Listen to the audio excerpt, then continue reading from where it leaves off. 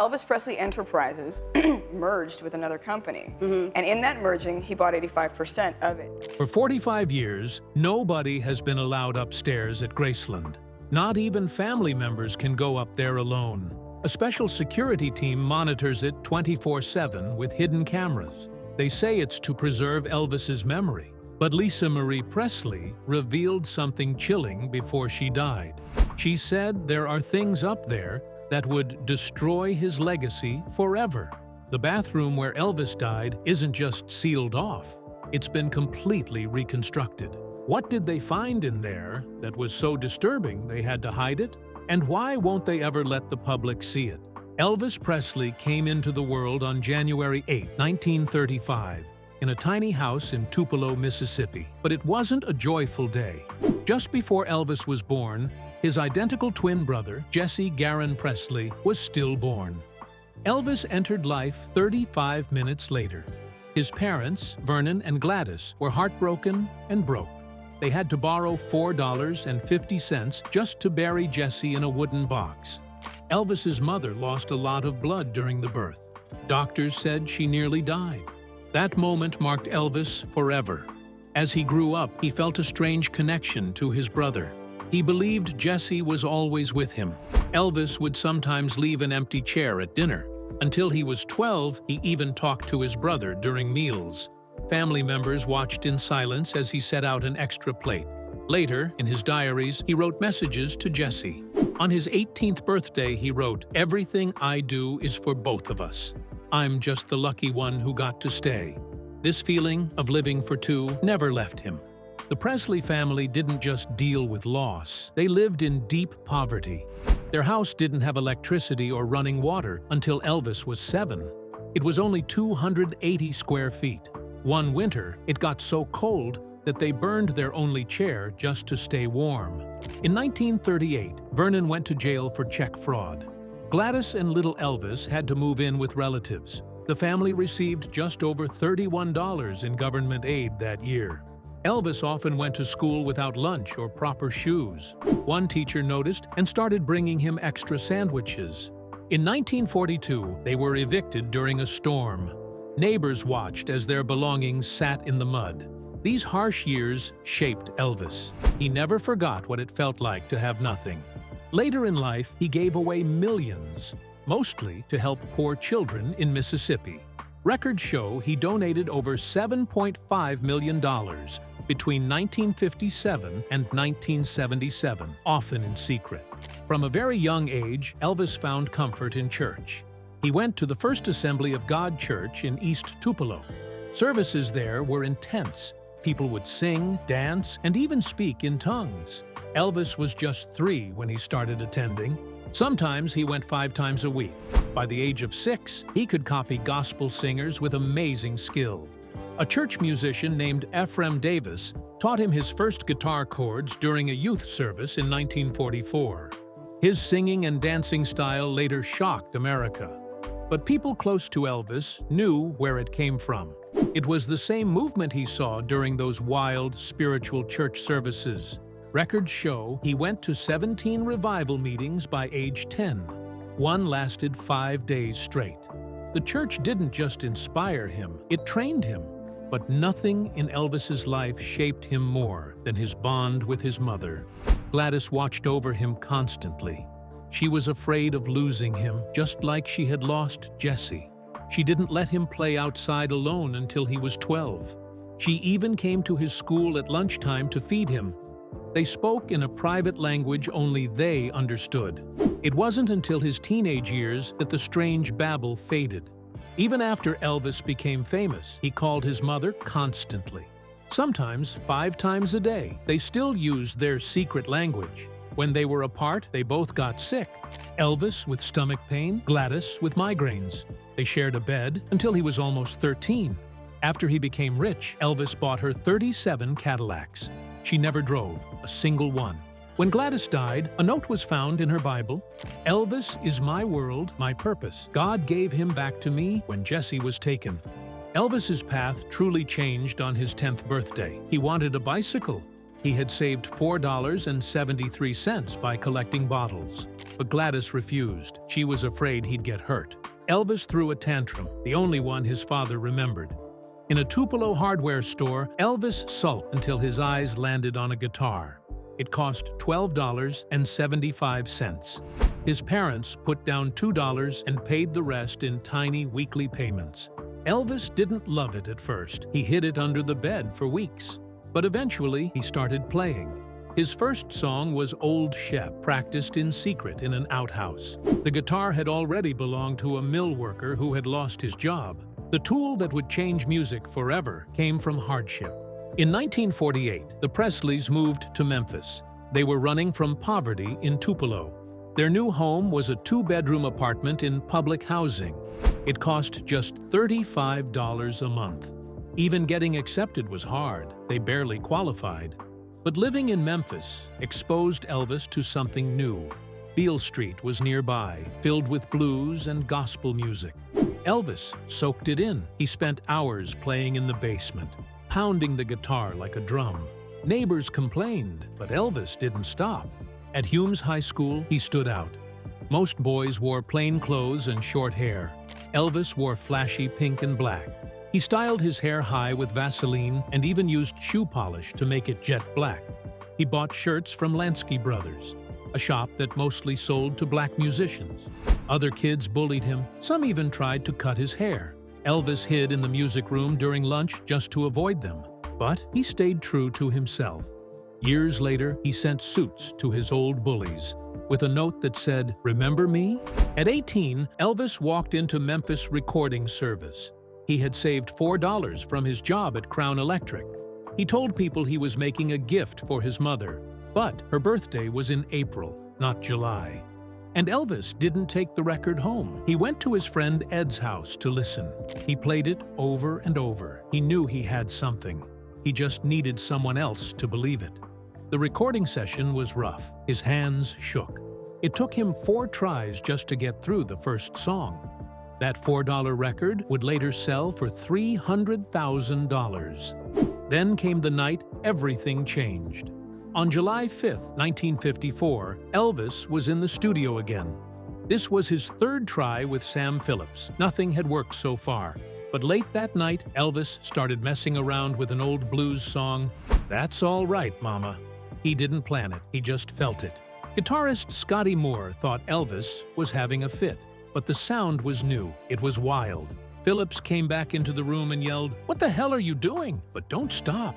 They recorded it. Within 2 days, it was on the radio. The DJ played it 7 times in a row. People called the station asking, is he black or white? Nobody could believe what they were hearing. The song sold 20,000 copies in 1 week. Elvis quit his job the next day.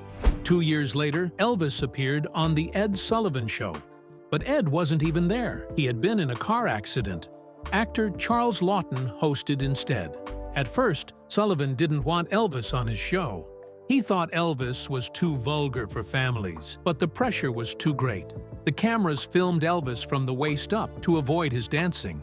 Ironically, that made things worse. People imagined what they couldn't see. The network paid $50,000 for 3 appearances. That was unheard of. Before the show even aired, CBS got 18,000 complaint letters. Churches called him sinful, but the broadcast shattered records. Over 54 million people watched. Afterward, Sullivan called Elvis a real, decent, fine boy. That moment turned Elvis from a rebel into a household name. In 1957, Elvis Presley was just 22 years old when he bought Graceland for $102,500. That would be over $1 million today. He had only seen the house once before, deciding it was the one.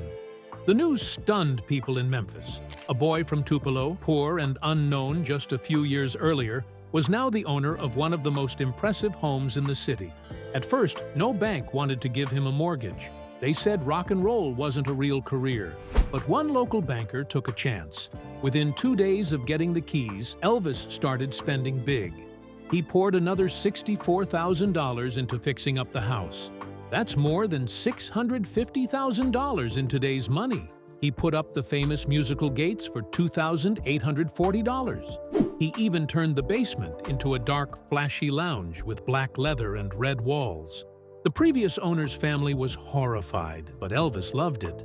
His mother, Gladys, didn't. She cried when they moved in. She told Vernon, "This place is too rich for our blood." To comfort her, Elvis let her decorate their part of the house however she liked. She even kept a chicken coop right outside her bedroom window, just to feel close to where they came from. Later that year, Elvis got his draft notice. But it wasn't a surprise. His manager, Colonel Parker, already knew it was coming. Secretly, the Army offered Elvis special deals. The Navy and Air Force both wanted him to entertain the troops instead of serving normally. But Parker turned them down. He thought being a regular soldier would clean up Elvis's image, make him look serious, make him look American. So, on January 4th, 1958, Parker called in 58 journalists to watch Elvis get his military haircut. They called it Black Monday.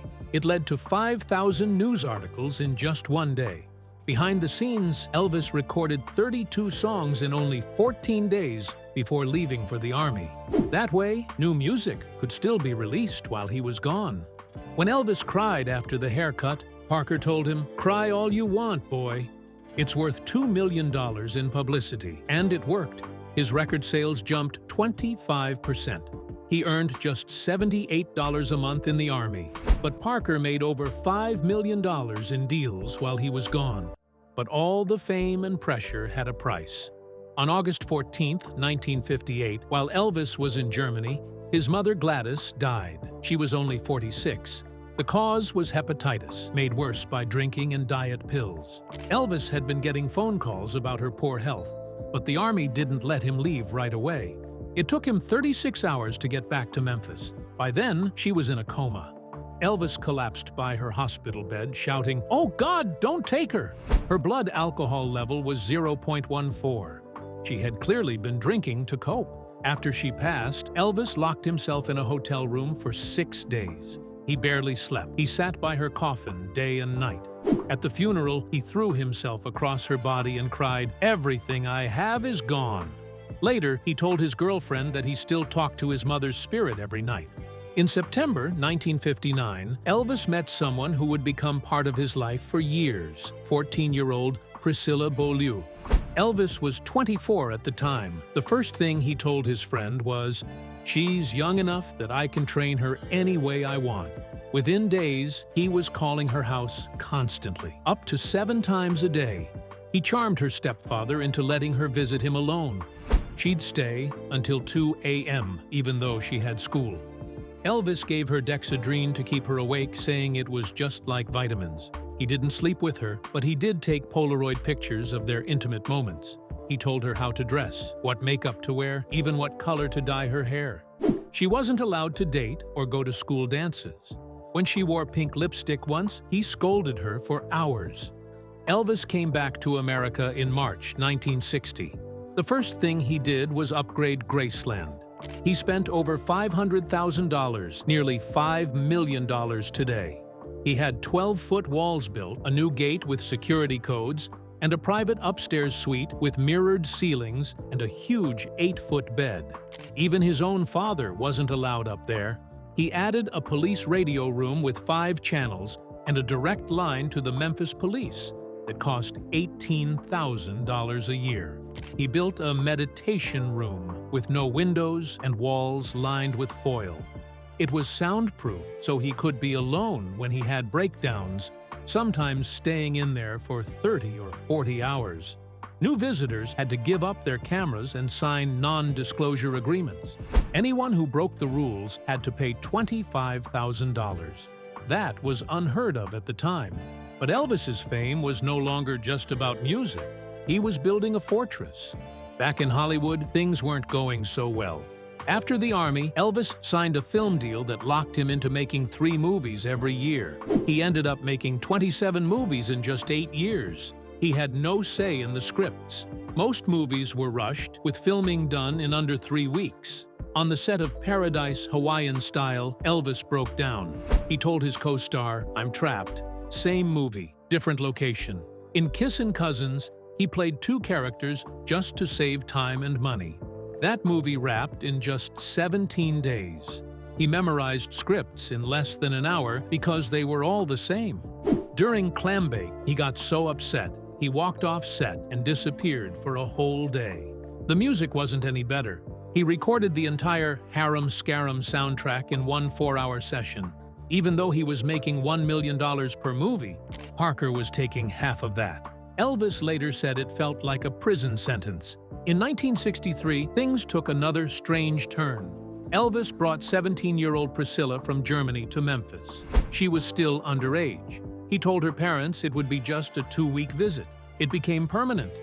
He promised they'd send her to Catholic school and that she'd live with his dad and stepmom.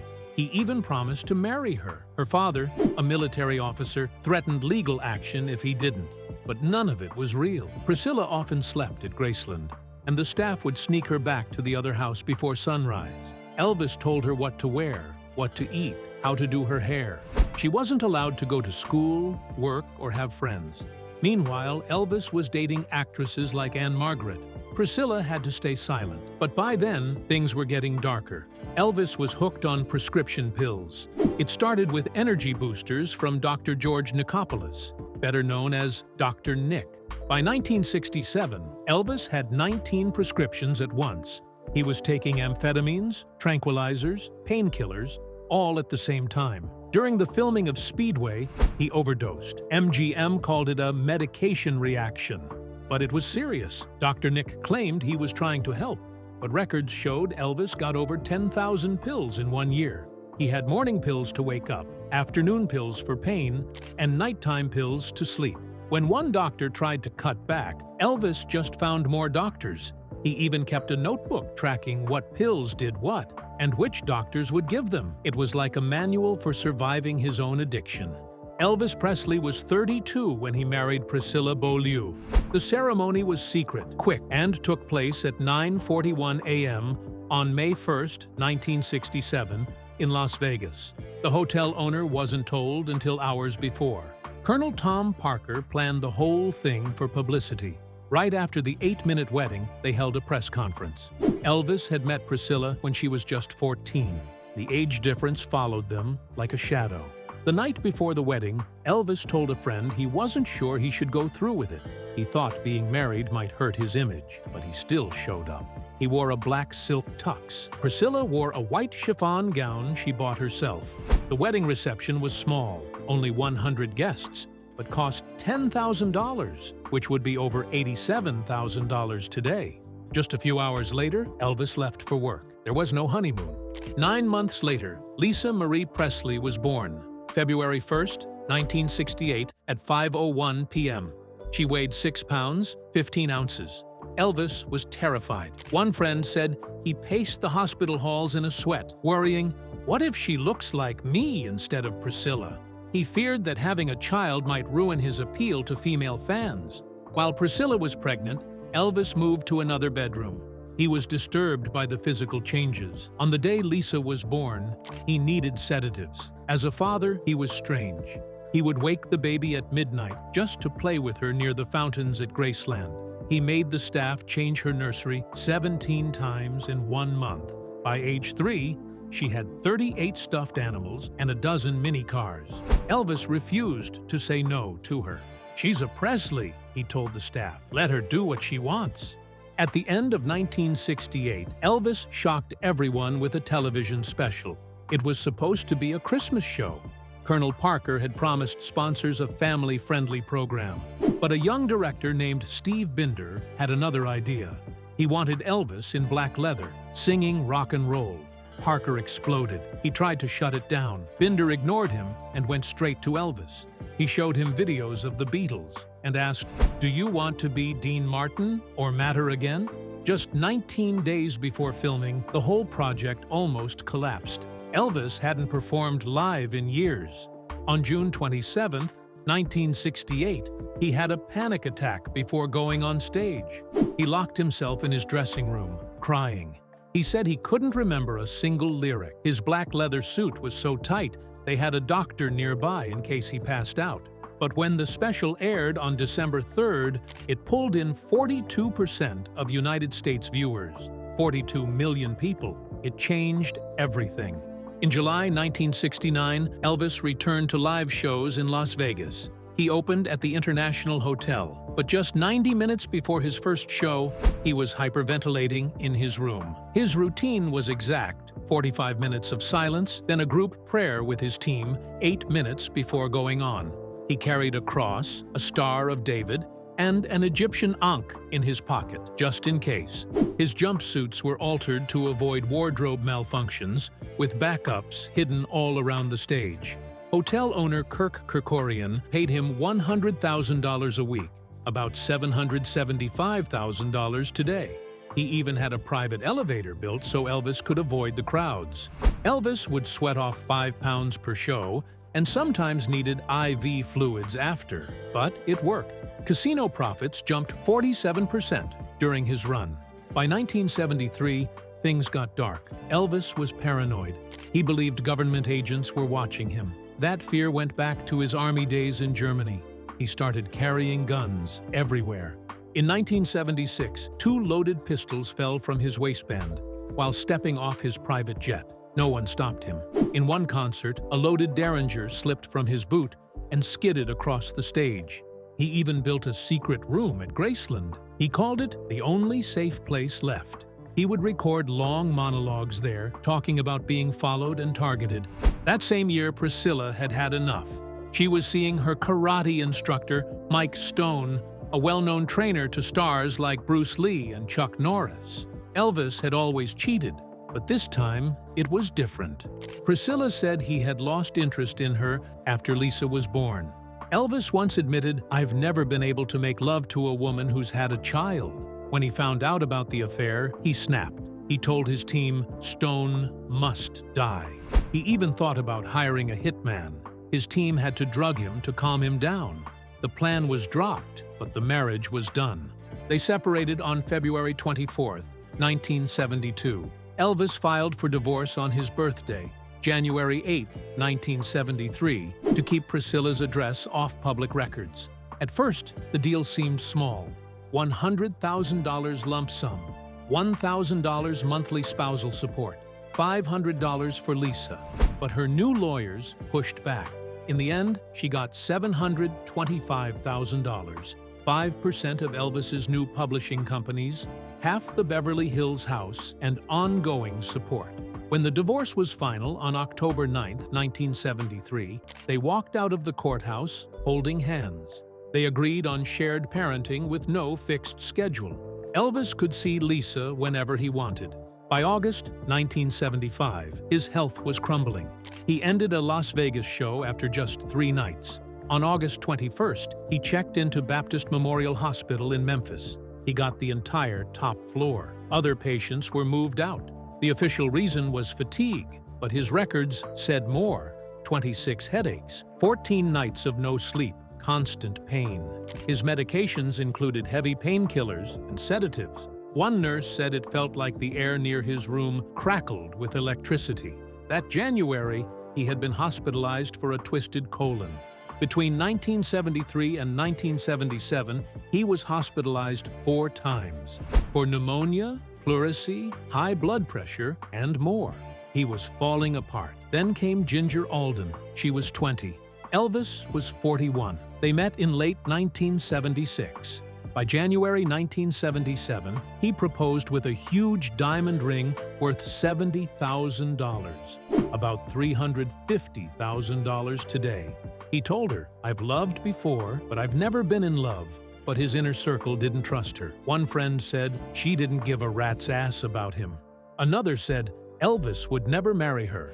Still, he gave her expensive gifts, jewelry, even his own gold necklace, but they argued often. During a vacation in Hawaii, Elvis slapped her during a fight. Still, she stayed. She was with him to the very end. August 16, 1977, started like any other day. Elvis had played racquetball at night, then went to bed with Ginger. Around 6:45 a.m., he called downstairs for his sleep meds. A staffer brought up his sleep packet, a deadly mix of pills. At 8 a.m., he asked for another. By 9 a.m., he was sitting on his bed, reading a book called The Scientific Search for the Face of Jesus. Then he went into the bathroom. That was the last time Ginger saw him alive. Just after 2 p.m., she woke up and realized he wasn't in bed. At first, she wasn't worried. She made 2 phone calls, one to a friend, one to her mother. Around 2:20 p.m., she went looking for him. She found him on the bathroom floor. He wasn't breathing. At 2:33 p.m., someone called 911. Paramedics arrived minutes later. There were already people crying in the hallway. At the hospital, chaos broke out. Doctors fought to save him. Dr. Jerry Devane realized who the patient was when he saw the TCB lightning bolt necklace. They worked for nearly an hour. At 3:30 p.m., Elvis was declared dead. His heart was double the normal size, 520 grams, and clogged with disease. The cause of death was cardiac arrhythmia. It sounded mild, but it wasn't. It meant his heart simply stopped. There's a part of Graceland that almost no one ever sees. For over 45 years, the second floor of Elvis Presley's famous home has been completely off-limits. Locked away since the day he died, this space remains frozen in time. Just as it was on August 16, 1977. The upstairs stretches across 3,500 square feet. The center of it all is Elvis's master bedroom. The bed is huge, 8 feet wide, with a leather headboard and a stereo system built right into it. That system cost $8,300 back in 1974, which today would be about $50,000. The decor is a mix of luxury and odd choices. An 18th century French style clashes with 3 TVs mounted to the ceiling. Elvis once shot one of them with a pistol in 1976 after Robert Goulet appeared on screen. Next to the bedroom is the bathroom where Elvis died. It's large, 220 square feet, with black and gold everywhere. There's a sunken jacuzzi, gold-plated taps, and a phone right next to the toilet. Just steps away sits a quiet room filled with books, over 2,000 of them. Some are full of his handwritten notes. His Bible has margins filled with thoughts and markings. His daughter Lisa Marie's old bedroom is still there too. It looks like a time capsule from the 1970s. The walls are bright purple. The bed has a canopy. Even the furniture was made small to match her size at the time. But the most haunting part is the dressing room. His clothes still hang neatly. Nothing has moved. Even the outfit he planned to wear for his next concert is still there, waiting. After Graceland opened to the public in 1982, the upstairs remained private. It still does, but it's not forgotten. A special team works each week to keep everything exactly the same. 4 trained conservators handle this job. Every Monday at 5:30 a.m., they enter with cotton gloves and shoe covers to avoid any damage. They clean using the same brands of products Elvis used. That way, even the smell stays right. The room's temperature stays at 68 degrees Fahrenheit with 42% humidity. 17 hidden sensors keep watch, making sure nothing changes. A grid system tracks 1,243 items. Each one must stay exactly where it was on Elvis's final day. Even his last prescription bottle still sits on the nightstand. There are 3 pills inside, but they were swapped out in 1993 for safety. In 2008, they added special dust filters. These cost $1.2 million, but they help keep everything looking and feeling like it did in 1977. Elvis's reading glasses still rest on an open book. No one has turned the page. Lisa Marie Presley gave rare glimpses into this upstairs world. She passed away in January 2023, but her words live on. In a 2019 interview, she said the upstairs felt like time had stopped. She once pointed to her father's electric razor and said it still had his hair from the day he died. His toothbrush hadn't moved either. During a talk with Oprah in 2012, Lisa Marie revealed that her dad's wallet was still in his nightstand. Inside, there were pictures of her and $342 in cash. She said she used to go up there just to sit and feel close to him. The smell of Brut cologne still hung in the air. In her 2020 memoir, From the Heart, she talked about one more haunting detail. Her father's last breakfast, peanut butter and banana sandwich, was saved. Only one bite had been taken. It now sits inside a vacuum-sealed case. She also mentioned a family tradition. Every January 8th, on Elvis's birthday, she would sleep in his bed. She did this every year until she turned 18. Later, she allowed her children to do the same. She said it felt like he was still there, like you could almost hear him breathing.